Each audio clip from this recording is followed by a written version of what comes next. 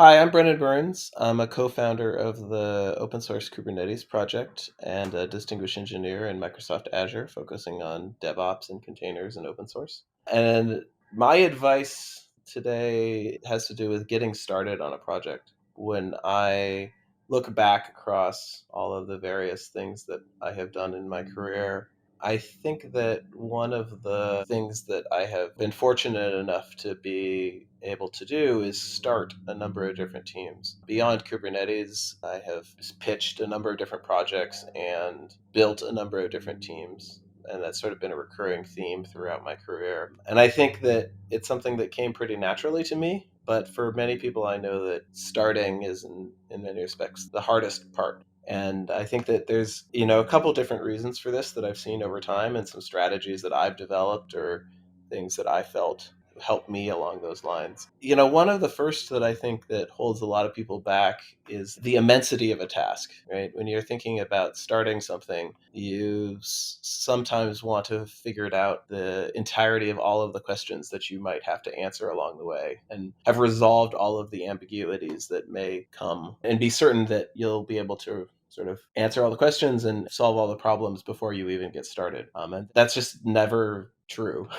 Even if you think you've answered all the questions, new questions will come up. And so I think one of the first parts of getting started is that you have to have a willingness to assume that you will find solutions to the problems as they arise. And in many cases, I call this promise driven engineering, where you say to yourself, if only I knew how to do XYZ, then I could build a really great system. If only I could make containers popular around the world, we could do all these amazing things. And rather than worrying about how you're going to solve that particular problem, you start with a promise in place of the solution, an assumption that you've already solved the hard problem. And then what could you build on top of it? And then it turns out that if you build all of the pieces around that promise, around that assumption, I have found that figuring out how to do it becomes easier. The answer to the things that you didn't know, the answers make themselves available to you in the act of building the other pieces around it. And so I think one of the most important pieces of getting started is a willingness to set certain problems aside with a faith that you will find a solution at a later date